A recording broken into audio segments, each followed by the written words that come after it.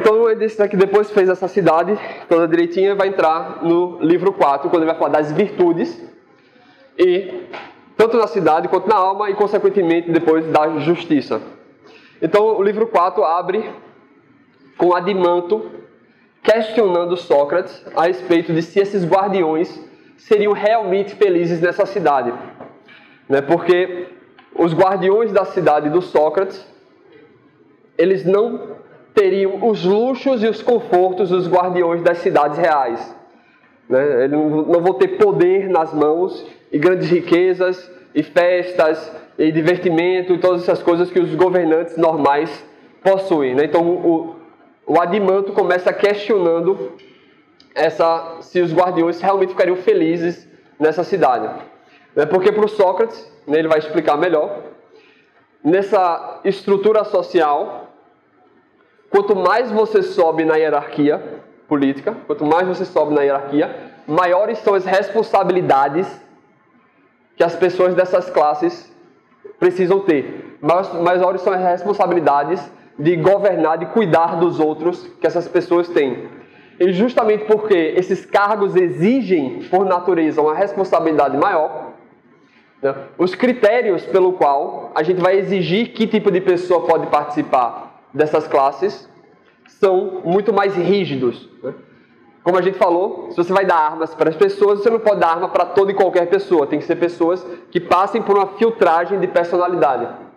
E quanto maior for a responsabilidade, mais dedicado esse indivíduo tem que ser em servir os outros, em cuidar dos outros. Então os governantes têm que passar, digamos assim, a vida em serviço dos seus governados. Por outro lado, quanto mais alto você está na hierarquia, menor são as benesses que você pode ter. Sócrates vai dizer que é justamente o seguinte: se você permite com que o governante tenha a sua propriedade, na medida que ele está cuidando da sua propriedade, das suas terras, dos seus escravos, etc., ele está deixando de cuidar da cidade. Então isso feriria aquele princípio dele de que cada pessoa só faz uma tarefa. Então, se os governantes têm sua propriedade, você tem uma fazenda, uma fábrica, etc., no tempo que ele está administrando essa fazenda, essa fábrica, ele não está administrando a cidade. Ele estaria acumulando mais de uma função ao mesmo tempo. Então, quanto mais você sobe na hierarquia, menor você, digamos assim, os privilégios que você pode ter, os privilégios da sua vida privada. Você não pode, dos militares para cima, você não vai ter mais família, você vai ter que dormir todo mundo no quartel, todo mundo tem que comer junto, todo mundo tem que fazer exercício junto. Quanto mais você vai subindo, menor é a esfera da individualidade da pessoa, maior é a dedicação aos outros. E justamente como você aumenta o nível de exigência, menor vai ser o número de pessoas que estariam aptas a participar dessas classes. Então ele vai dizer que justamente o nível de responsabilidade é proporcional ao poder e à importância do cargo que a pessoa assume. Ele diz assim: se o sapateiro ele não faz bem o seu ofício, não é tão trágico assim para a cidade. Agora, se um governante não faz bem o seu ofício, todo mundo sofre com isso. Então a gente tem que ser muito cuidadoso a saber a quem é permitido escalar nessa hierarquia. Então cada classe, ele vai dizer, vai participar da felicidade conforme a sua própria natureza. Então, como essas pessoas têm inclinações, personalidades diferentes, o critério pelo qual você torna essas pessoas felizes são diferentes. Então ele vai dizer que é possível você ter os governantes e tudo mais felizes, porque a natureza deles é diferente da natureza dos produtores.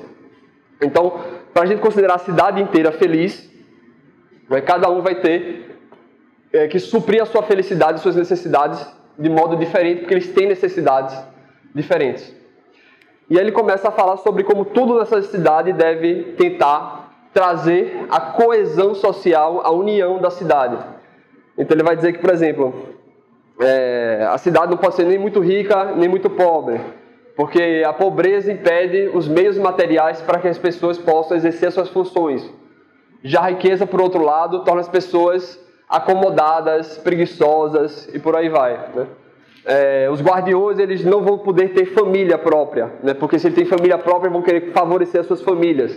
Então os guardiões, os governantes, eles não podem ter a sua própria unidade familiar, mas eles vão ter que se reproduzir de maneira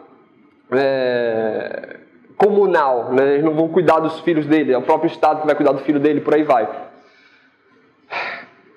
E aí outro aspecto importante que ele fala no livro 4 é que ele fala que, né, tem essa...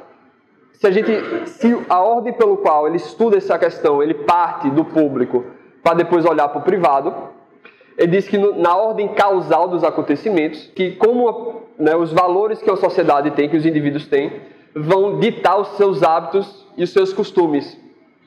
E a partir dos hábitos e costumes de uma sociedade é que se formam as convenções sociais.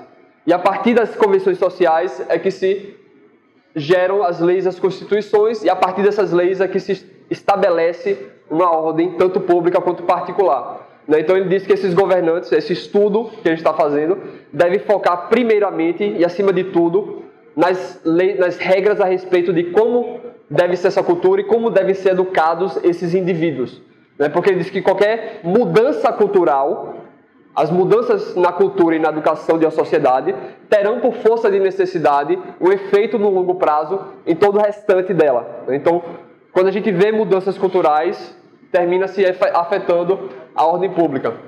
E ele vai falar que justamente a partir do estabelecimento de princípios, poucos princípios básicos, né, em como se educa, como se forma a personalidade e a alma das pessoas nessa cidade, você vai ver que elas próprias começam a agir de uma certa maneira que resgata, ele diz, né, princípios e valores há muito tempo esquecidos, né? Ou seja, na época dele já se esquecia disso. Ele dá como exemplo essa etiqueta básica que a gente considera de uma pessoa educada. Por exemplo, levantar-se, dar um lugar, ceder um lugar para uma pessoa mais velha nos ônibus, né? E que na época dele já estava reclamando que esses pequenos valores, esses pequenos atos de gentilezas já estavam sendo esquecidos. Então ele diz que na medida que você educa, estrutura a alma adequadamente nas pessoas, elas próprias, né, por sua própria natureza, já vão agir, efetivar esses atos. E aí ele fala, né, o Adimando pergunta se deve-se estipular minuciosamente leis, né, porque a gente não simplesmente faz leis para garantir que as pessoas ajam dessa maneira, né? Colocar uma lei que diz assim, você precisa se levantar no ônibus para uma pessoa mais velha. Ele vai dizer que o grande problema está na relação entre causas das doenças e os sintomas das doenças. Então, eu vou fazer uma analogia entre os médicos, que cuidam do corpo, e os juízes, os governantes, que deveriam cuidar da alma.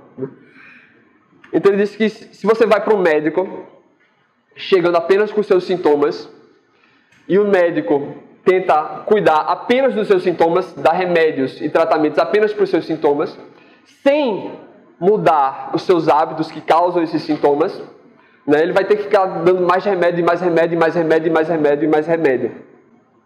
Né, ou seja, aquela ideia de que se você é diabético e ficar tomando Coca-Cola todo dia, não adianta quanta insulina você colocar se você não parar, né, de mudar os seus hábitos que afetam a sua doença. Então, da mesma maneira, ele diz que não adianta muito você ficar prescrevendo ou discutindo várias leis minuciosas a respeito de cada ato que uma sociedade deve ter, né? Porque essas leis vão se multiplicando. Então, mais ou menos, se a gente, né, por exemplo, tentar controlar a presença em sala de aula, né? Você pode passar a ata, né? Só que se a pessoa realmente não quiser estar no lugar, ele vai se falsificar a assinatura, né? Aí se você não, vou checar então a assinatura, mas aí o cara chega bem na hora de passar a ata.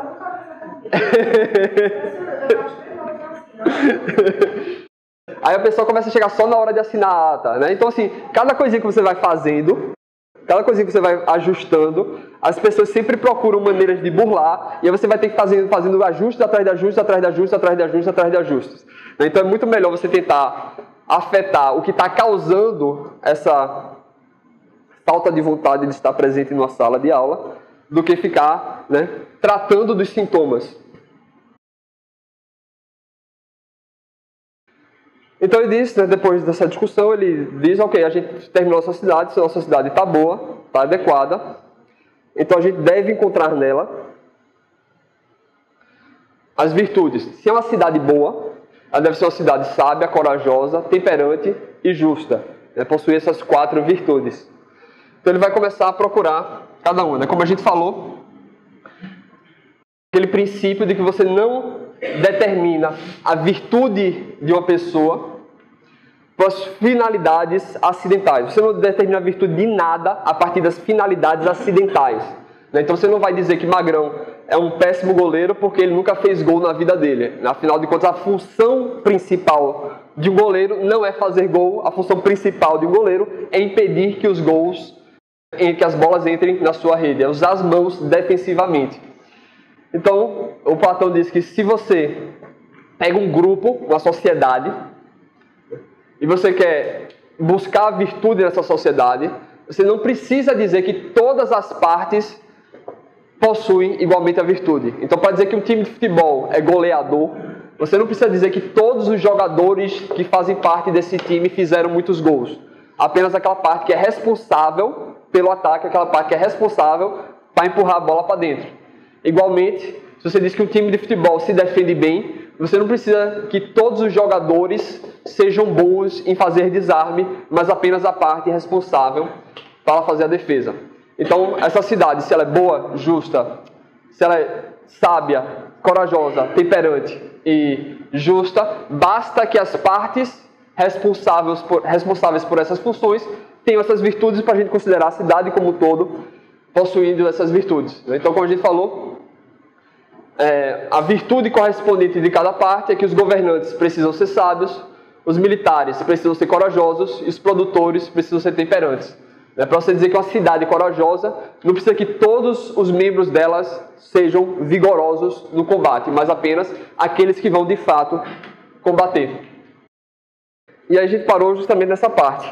Depois que ele define as 3 virtudes, ele diz que agora a gente vai descobrir onde está finalmente a justiça. Aí ele faz todo o suspense lá. Diz, Glauco, junte seu irmão, junte o pessoal, Polemarco, todo mundo que estava aí, para a gente poder finalmente cercar e descobrir onde é a justiça.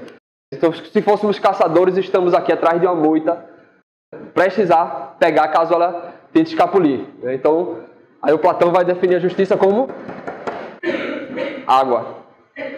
Platão, Tales estava certo desde o começo. A justiça é água, a injustiça é água, Platão é água, eu sou água, vocês são água, tudo é água. E assim acaba a república.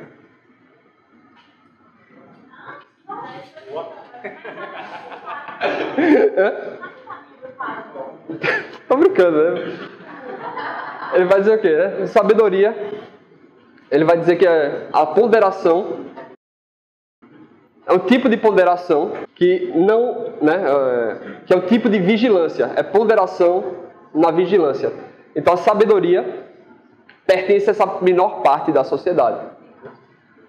A coragem é a capacidade de você preservar o que foi ponderado por essa ciência da vigilância. Então a sabedoria é uma ciência de saber o que é conveniente para cada parte e como articular os interesses das 3 partes.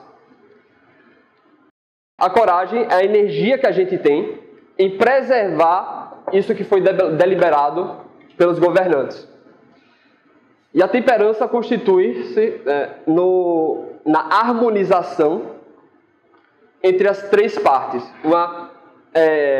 Um reconhecimento mútuo das 3 partes, de que o que foi, como se diz, deliberado sabiamente, deve ser preservado. Ou seja, que os governados não vão tentar insurrer contra os governantes. Então ele vai dizer, se a governança, se a sabedoria pertence aos governantes e constitui em saber ponderar o que é que convém a cada uma das 3 partes e as 3 em conjunção, se a coragem é a perseverança nesses princípios estipulados e a temperança é a harmonização, o reconhecimento das 3 partes em uníssono, em amizade, a justiça seria o princípio que permite com que essa ordenação seja feita. Ele diz, ora Glauco, parece que desde o começo a gente estava falando da justiça, desde quando a gente começou a investigar, a fundar a cidade, o princípio da justiça já estava lá, debaixo do nosso nariz, e a gente não percebeu. Justiça seria para ele esse princípio inicial de que cada um deve ocupar de uma função na cidade, aquela função para a qual a sua natureza é a melhor adequada. Ou seja, justiça para o Platão seria cada um executar a sua própria tarefa e não se meter na tarefa dos outros. Essa é a força que leva a cada um a manter-se nos limites de sua tarefa. Enquanto isso, a injustiça seria justamente a confusão e mudança dessas três classes, umas para as outras, ou seja, os produtores tentam assumir o governo, os governantes tentam assumir a produção, a mistura dessas funções, né? Ou ainda, né, que uma pessoa só tente fazer todas as três funções. Então, justiça seria o princípio de que cada um faz a sua parte e não se mete na dos outros, e a injustiça está quando cada um tenta se meter na tarefa dos outros. Eu vou tentar explicar um pouco melhor quando chegar para o nível da indivíduo. Então, ele diz que a justiça é administrada pelos chefes, os sábios, com o intuito de resguardar o bem de cada um. Então, perceba que essa definição, ele possui elementos das definições das três personagens do livro 1. O Trasímaco disse que justiça é o que? A vontade dos chefes, a vontade do mais forte. A diferença é que o Platão está colocando que os chefes não devem ser determinados pela força, mas pela sabedoria o reconhecimento do que é que convém a cada uma das três partes. Ou seja, administrar com os chefes com o intuito de resguardar, ou seja, a definição de Polemarco, né? Ou seja, a ideia da justiça como ideia de resguardar, mas não apenas aquilo que faz bem para os seus amigos, e na definição do Céfalo, né, o bem de cada um. Ou seja, o Céfalo diz que a justiça era você não agredir a propriedade dos outros e não mentir, ou seja, reconhecer o que pertence a cada um. Os governantes determinam a posse do que pertence a cada um, e a execução e o que lhe compete seria isso que constitui a justiça. Então, a justiça decorre quando essa sociedade, os produtores focam na sua atividade de produzir e fazem isso com temperança. Os militares focam na preservação dos comandos dos governantes e fazem isso com coragem. E os governantes deliberam a respeito do bem de cada parte em separado e o bem de cada parte entendida na relação uma com as outras, né? Desses três elementos você decorre a justiça. A justiça é o princípio que permite com que cada um se especialize em sua função e, se especializando nessa função, faça essa função com virtude. Então, cada setor vai fazer a sua tarefa de maneira virtuosa, e sendo a cidade toda virtuosa, você tem uma cidade justa. Mas aí ele vai, né, reforçar a analogia que a gente já falou sobre a cidade e a alma. Então diz que a primeira evidência pelo qual eu acho que a República é primordialmente sobre ética são as perguntas. A segunda é o fato dele iniciar a investigação determinando a analogia, dizer que ele vai fazer essa cidade para entender o indivíduo. E nesse momento traz mais uma evidência disso, que a personagem do Sócrates diz o quê? Olha, agora que a gente terminou a cidade, encontramos as virtudes e a justiça na cidade, vamos olhar para o indivíduo, para ver se o indivíduo também se constitui dessa mesma maneira que essa cidade que a gente fez. Porque se o indivíduo não se constitui dessa maneira, a gente deve voltar para a cidade e reestruturar essa cidade que a gente fez.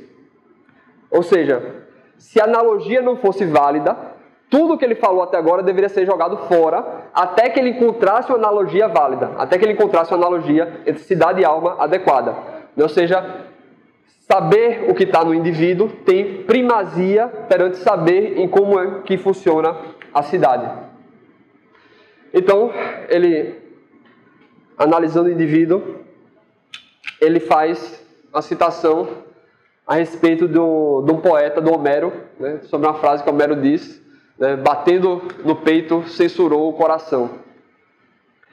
Porque ele diz que a temperança é entendida como ser dono de si, mandar em si mesmo, ter poder sobre si mesmo. Porém, o Platão acha estranho esse termo, né? Como é que eu vou ser dono de mim mesmo? Como é que eu vou mandar em mim mesmo?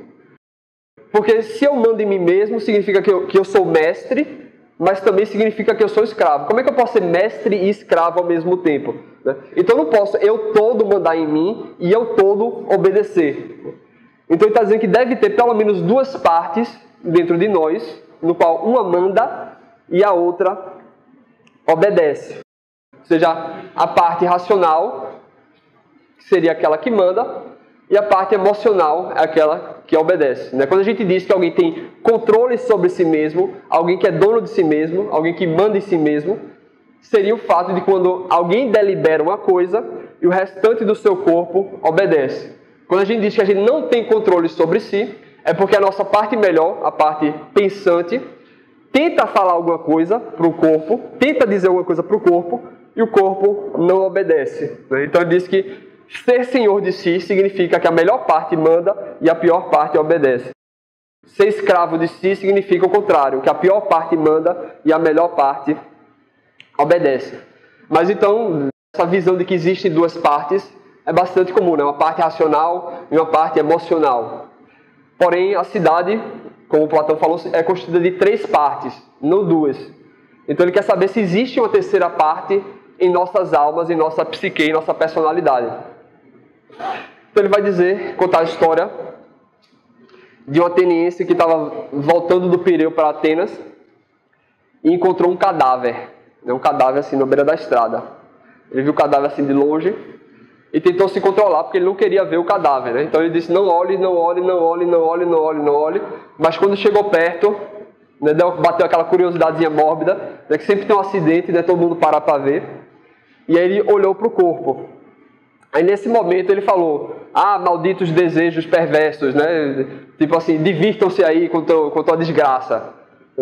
Então ele está dizendo que, ora, parece que nem sempre, né, entre a razão e os desejos, há uma terceira parte que às vezes se alinha aos nossos desejos e às vezes se alinham à nossa razão. Então ele vai dizer que, justamente, você é numa situação que você tem algum desejo, certo? E você se entrega a esse desejo que a sua parte racional não gostaria que você tivesse se entregue. Existem duas ações possíveis que você pode fazer. A parte irascível pode se voltar para a parte irracional e dizer, e daí? O que é que tem? Oxe, para de me encher o saco. Né? Eu quero olhar, quis olhar, olhei mesmo e pronto. Ou então a parte irascível pode dizer, desculpa, foi mal, eu estava errado, me entreguei esse desejo, realmente foi um engano.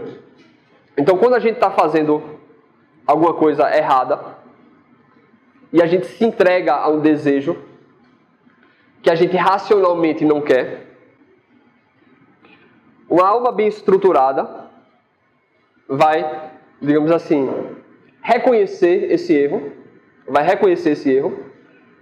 e acalmar-se por ter caído nesse erro.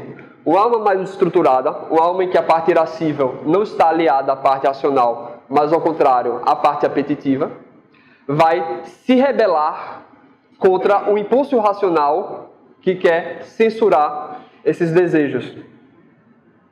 Ou seja, a gente pode reconhecer que estamos contrariando princípios bons, princípios racionais, princípios adequados. Ou a gente pode não reconhecê-los.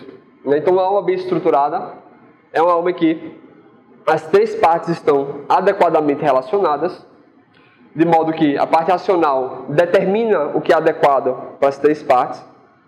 A irascível concorda com esse arbítrio e tenta reforçar esse arbítrio.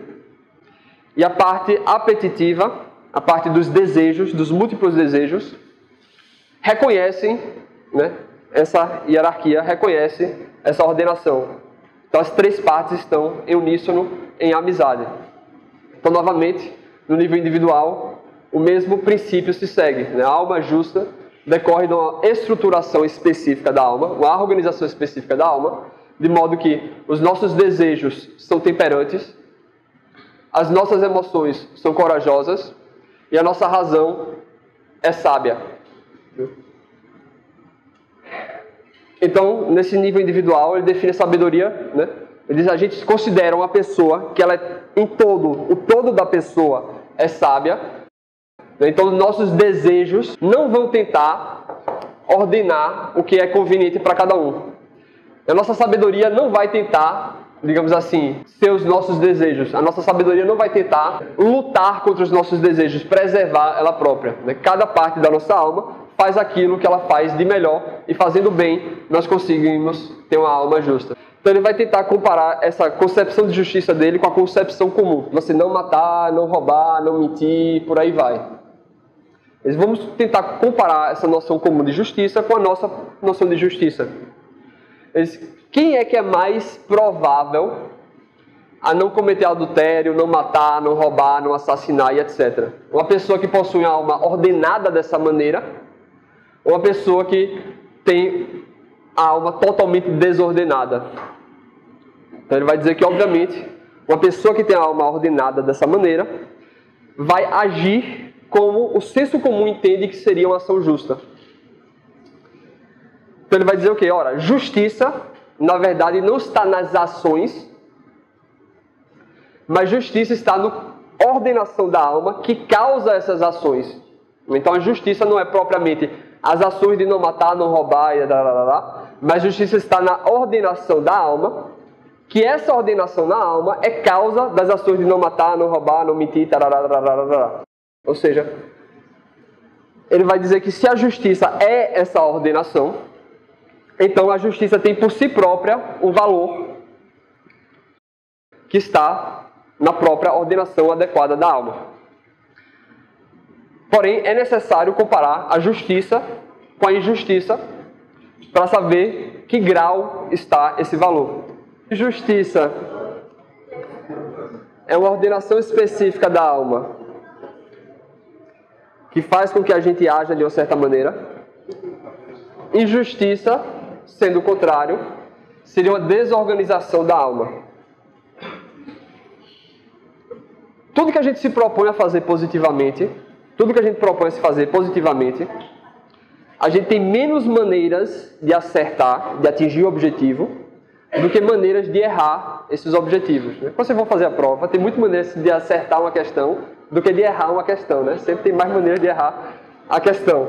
Então, qualquer coisa positiva que a gente tem é menos para acertar e mais para errar. Se a justiça é uma ordenação específica da alma, a gente deve ter várias maneiras de desorganizar a nossa alma. Então, Platão diz, né, que existem 4 maneiras principais da gente desorganizar a alma ou desorganizar a cidade. Ele diz então que, terminado de entender o que é justiça na alma, ele vai passar a estudar o que é injustiça. Primeiro na cidade, para que a gente veja mais facilmente, para depois ver na alma, para ficar mais claro na alma. Ele diz que existem 4 maneiras injustas de organizar a cidade. Da ordem da menos ruim para mais ruim, seria a timocracia, a oligarquia, a democracia e a tirania. Timocracia quer dizer o governo das honras. Né? Das honras. Aí ele diz que vai estudar isso, então, né? Bora agora começar a estudar as maneiras injustas de organizar a cidade e organizar a alma. Só que aí a República entra num grande parênteses. Um grande parênteses que vai do livro 5